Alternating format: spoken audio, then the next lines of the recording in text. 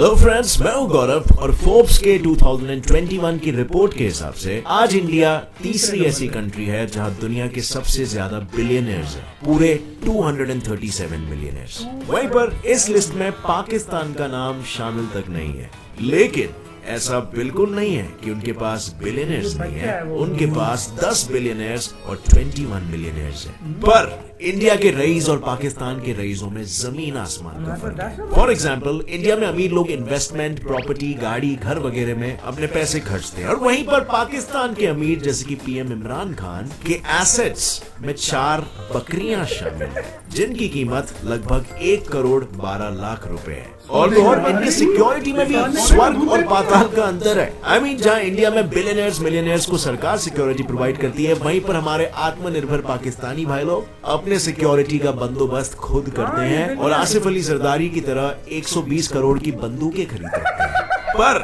दोनों भी देशों के अमीरों में इतना फर्क क्यों है? लेकिन सबसे अजीब चीज तो यह है कि पाकिस्तान के ज्यादातर अमीर लोग पॉलिटिशियंस और गवर्नमेंट सर्वेंट्स हैं। और ऐसा क्यों है? और क्या इसका और पाकिस्तान में होने वाले इकोनॉमिक क्राइसिस का कुछ संबंध है? Well friends, let's find out. तो आज के वीडियो की शुरुआत करते हैं दोनों भी देशों के सबसे अमीर आदमियों के कंपैरिजन करके। अब एज वी नो, इंडिया के सबसे अमीर आदमी है सबसे न्यारे हमारे तुम्हारे मोटा भाई अंबानी भाई, जिनकी आज के तारीख में नेटवर्थ है पूरे 100.7 बिलियन डॉलर, यानी कि 7 लाख करोड़, जो उन्हें इंडिया का ही नहीं बल्कि पूरे एशिया का सबसे अमीर इंसान बना देता है। वहीं पर दूसरी तरफ है पाकिस्तान के सबसे अमीर आदमी, फ्लेक्स एंड गेट कंपनी के कर्ता धर्ता शाहिद खान, जिनकी नेटवर्थ 66,000 करोड़ है। अब जहां पर अंबानी दुनिया के 10th सबसे रिचेस्ट आदमी है, वहीं पर शाहिद खान आराम से बैठे हैं 308 नंबर की कुर्सी पर। और इससे ये बात तो जाहिर है, अंबानी बड़ी आसानी से शाहिद खान से पैसों के मामले में तो जीत जाएंगे। लेकिन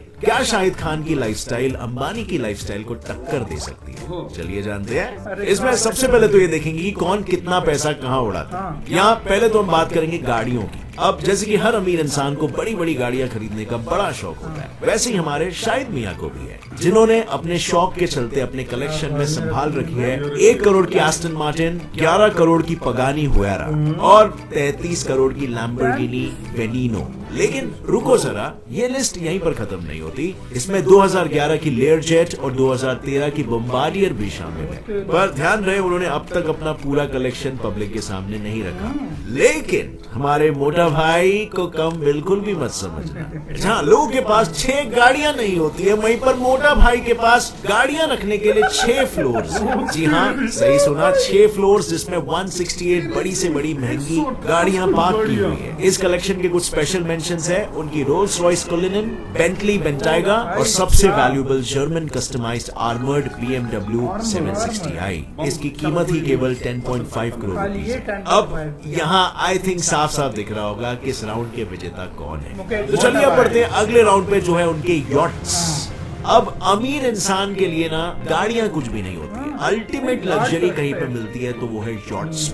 शाहिद खान के पास है एक 312 फीट लंबा एक सुपर यॉट, जिसका नाम है किस्मत, जिसके अंदर जो आप बोलो वो चीजें शामिल है। Swimming pool check, gym check, barbecue area check, movie theatre check, helipad वो भी चेक। और ये सब आपको मिलेगा 1.5 करोड़ रुपीस में। वहीं पर अगर हम अंबानी भैया के यॉट की बात करें तो ये भी फुल हाईटेक है। इस 58 मीटर्स लंबे यॉट पे सोलर ग्लास रूफ है, 3 अलग अलग डेक्स है, जो पियानो बार, लाउंज और डाइनिंग एरिया और रीडिंग रूम जैसी कई फैसिलिटीज प्रोवाइड करता है। और वैसे तो इस यॉट की प्राइस कभी रिवील नहीं की गई है, लेकिन हमारे खुफिया सूत्रों के हिसाब से इसकी कीमत लगभग 600 करोड़ रुपए है। यानी इस राउंड में किस्मत ने शाहिद भाई का अच्छा खासा साथ दिया। अब फाइनली सबसे पहले मुझे ये बताओ कि आप इस चैनल शाहिद खान और उनका परिवार, आप एक क्यूरियस इंसान हो जो अपने आप को अपडेटेड रखना चाहते हो रियलिटी के साथ, और ये काफी इंपॉर्टेंट भी है कि अपने आप को हम अपडेटेड रखें, specially when it comes to investment and stock tower में उन्होंने even startups, business news around the world. यही सोच रहे हो कि फ्लोरिडा में एक बड़ा सा पेंट हाउस है,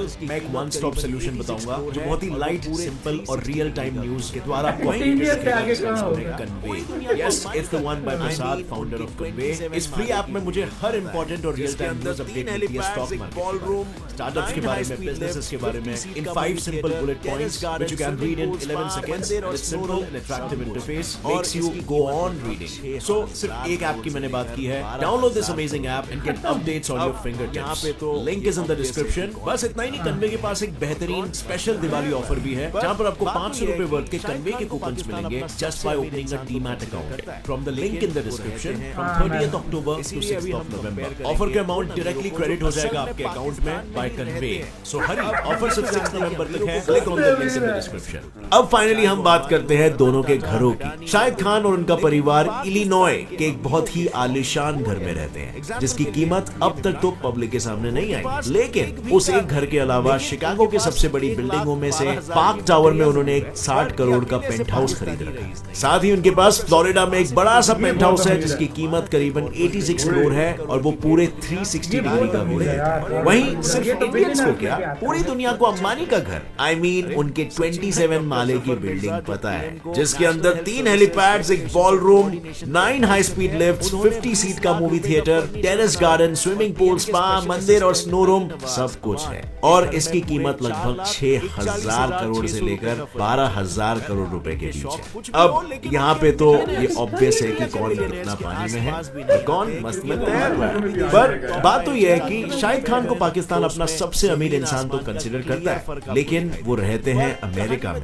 इसीलिए अभी हम कंपेयर करेंगे उन अमीरों को जो असल में पाकिस्तान में ही रहते हैं। अब हम ये तो जानते हैं कि अमीरों को गाड़ियां किस कदर पसंद होती है, फिर चाहे वो अंबानी हो, रतन टाटा, अडानी या बिरला। लेकिन पाकिस्तान के अमीरों के शौक थोड़े अलग हैं। एग्जाम्पल के लिए पीएम इमरान खान को ही ले लो। उनके पास एक भी कार नहीं है, लेकिन उनके पास 1,12,000 की बकरियां जरूर है, पर ये अकेले से पाकिस्तानी रईस नहीं है। पूर्व प्रेसिडेंट आसिफ अली जरदारी के पास भी अमानत के तौर पर करीबन 1 करोड़ की भेड़ बकरियां, गाय और घोड़े हैं। और एक अटपटा शौक जो ये पालते हैं ना, वो है फर्नीचर कलेक्ट करने का।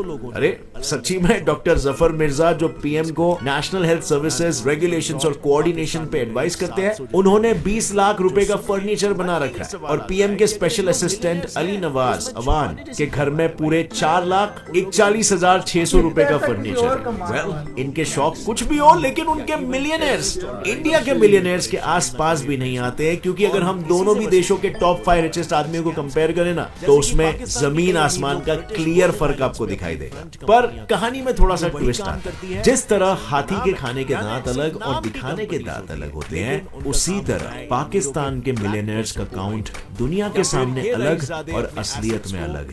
नहीं समझे? कोई ना, ये देखो। 3 अक्टूबर 2021 में international consortium of investigative journalists ने टोटल 11.9 मिलियन डॉक्यूमेंट्स को लीक किया, जिन्हें नाम दिया गया पैंडोरा पेपर्स।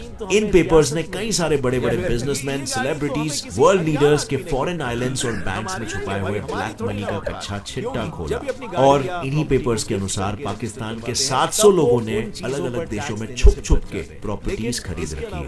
यानी इन शॉर्ट, पाकिस्तान में करीब 700 जितने मिलियनेयर्स हैं। जो सुन के मन में ये सवाल आता है कि अगर इन लोग मिलियनेयर्स हैं, तो इसमें छुपाने जैसी क्या बात है भाई? वेल, उन लोग अपनी सच्चाई छुपाते हैं ताकि उन्हें पाकिस्तान सरकार को टैक्स ना भरना पड़े, या इवन टेररिस्ट ऑर्गेनाइजेशंस उन्हें परेशान न करे पैसों के लिए। और इसी से बचने के लिए वो लोग अलग अलग स्कैम्स करते हैं। जैसे कि पाकिस्तान के कई अमीर लोग ब्रिटिश वर्जिन आइलैंड्स पे अपनी फ्रंट कंपनियां खोलते हैं, जो वही काम करती है जैसे उनका नाम है, यानी सिर्फ नाम की कंपनीज होती है, लेकिन उनका काम होता है इन अमीरों के ब्लैक पैसों को व्हाइट करना। या फिर ये रईसजादे अपने एसेट्स को इस कंपनी के नाम पे करके फिर टैक्स देने से मुक्त हो जाते हैं।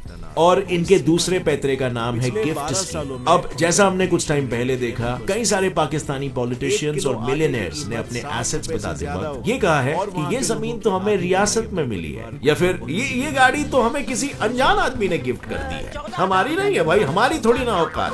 क्योंकि जब ये अपनी गाड़ी या प्रॉपर्टी को गिफ्ट करके रजिस्टर करवाते हैं, तब वो उन चीजों पर टैक्स देने से बच जाते हैं। लेकिन इसके अलावा पैंडोरा पेपर्स रिलीज करने वाले ग्रुप ने जब 2016 में एक और set of papers, Panama papers release किया था, तब उस वक्त के पाकिस्तानी प्राइम मिनिस्टर नवाज शरीफ ने की हुई चोरियों के सारे राज देश के सामने खोले।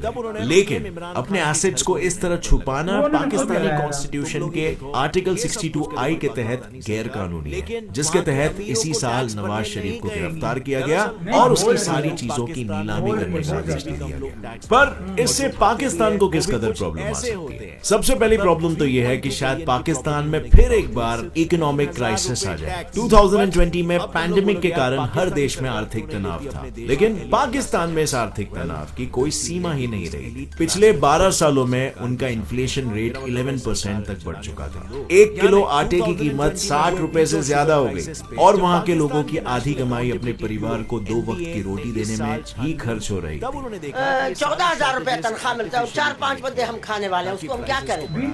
उसमें भी पाकिस्तान के सर पर जो इंटरनेशनल कर्जा था वो बढ़ के पूरे 44.5 ट्रिलियन रुपीस जितना हो चुका है, जिसकी किश्तें चुकाने के लिए पीएम हाउस में रखे हुए 3 भैंस और 5 गाय के बछड़ों को पूरे 23 लाख रुपीस में नीलाम किया गया था। और उससे भी जब काम न बना तब उन्होंने पीएम इमरान खान के घर को ही रेंट पर लगा दिया। अब यार तुम लोग ही देखो, ये सब कुछ करेगी पाकिस्तान की सरकार, लेकिन वहाँ के अमीरों को टैक्स भरने नहीं कहेगी। दरअसल बात ये ना भाई लोग, पाकिस्तान में 2% से भी कम लोग टैक्स भरते हैं और जो भरते भी है वो भी कुछ ऐसे होते हैं, मतलब 3.2 बिलियन की प्रॉपर्टी होने के बावजूद सिर्फ 3,000 रुपए टैक्स। बट अब तुम लोग बोलोगे यार पाकिस्तानी सरकार क्यों नहीं लेती अपने देश के एलिट क्लास से टैक्स? वेल, वो इसीलिए क्योंकि इस एलिट क्लास में खुद सरकार भी शामिल है। मेरा मतलब है सरकार चलाने वाले लोग। यानी 2020 में हुए व्हीट और शुगर क्राइसिस पे जब पाकिस्तान के नेशनल अकाउंटेबिलिटी ब्यूरो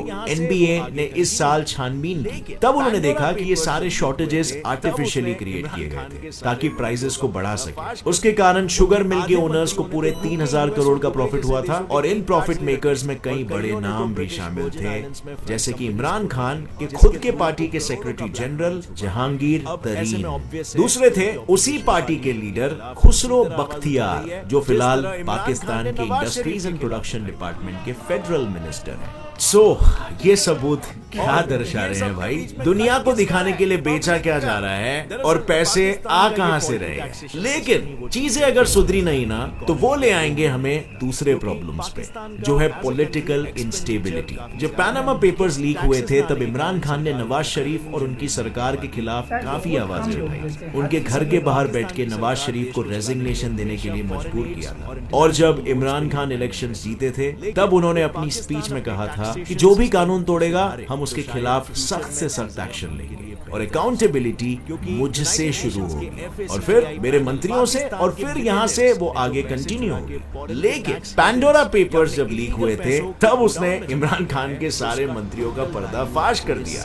उनके आधे मंत्रियों ने तो यूके, यूएस और दुबई जैसे देशों के ग्रीन कार्ड्स ले रखे हैं और कईयों ने तो ब्रिटिश वर्जिन आइलैंड्स में फ्रंट कंपनीज खोल रखी है, जिसके थ्रू वो करोड़ों का ब्लैक मनी छुपा रहे हैं। अब ऐसे में ऑब्वियस है कि उनकी ऑपोजिशन पार्टी भी उनके खिलाफ उसी तरह आवाज उठा रही है जिस तरह इमरान खान ने नवाज शरीफ के खिलाफ उठाई।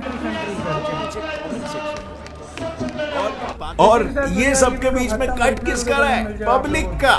दरअसल पाकिस्तान का ये फॉल्टी टैक्सेशन सिस्टम ही वो चीज है जो पाकिस्तान की इकोनॉमी को ग्रो होने नहीं देता, क्योंकि पाकिस्तान का एज अ कंट्री एक्सपेंडिचर काफी ज्यादा है, लेकिन टैक्सेस ना आने के कारण सरकार उतना रेवेन्यू जनरेट नहीं कर पाती कि वो अपने खर्चे उठा सके। इसीलिए पाकिस्तान की सरकार देश को चलाने के लिए हमेशा फॉरेन एड्स और इंटरनेशनल लोन्स पे ही डिपेंडेंट रहती है। लेकिन अगर पाकिस्तान अपने टैक्सेशन सिस्टम को सुधारे तो शायद फ्यूचर में चीजें बेहतर हो सकती, क्योंकि यूनाइटेड नेशंस के FACTI पैनल पाकिस्तान के मिलियनेयर्स ने जो पैसे चुरा के फॉरेन के टैक्स हेवंस या अपने इलीगल पैसों को गोडाउन में जमा किया है, उसका टोटल वैल्यू पूरे 7 ट्रिलियन यानी 5 करोड़ रुपए है। पर अब मेरा यहाँ पर एक ही सवाल है यार, जब इनकी इकोनॉमी के इतने लाले पड़े हुए हैं तो उसे सुधारने के बजाय पाकिस्तान हरदम इंडिया से कंपीट करने के पीछे क्यों तुला?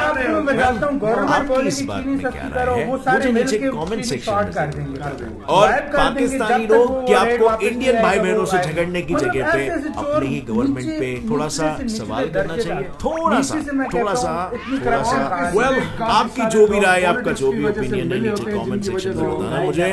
और अगर इस वीडियो से कुछ भी नया सीखने मिला तो एक लाइक जरूर ठोकना। Gets it fly fact channel को अभी सब्सक्राइब कर लो और बेल नोटिफिकेशन दबा दो हो, क्योंकि ऐसे ही इंटरेस्टिंग, इंफॉर्मेटिव और नॉलेजेबल वीडियोस आपको सिर्फ यहीं पर देखने मिलने वाला है, जो आपको हरदम क्यूरियस रखेगा और ग्रो करने में हेल्प करेगा। Take care, bye bye. जब तक करप्शन ने पूरा मुल्क खा रही है।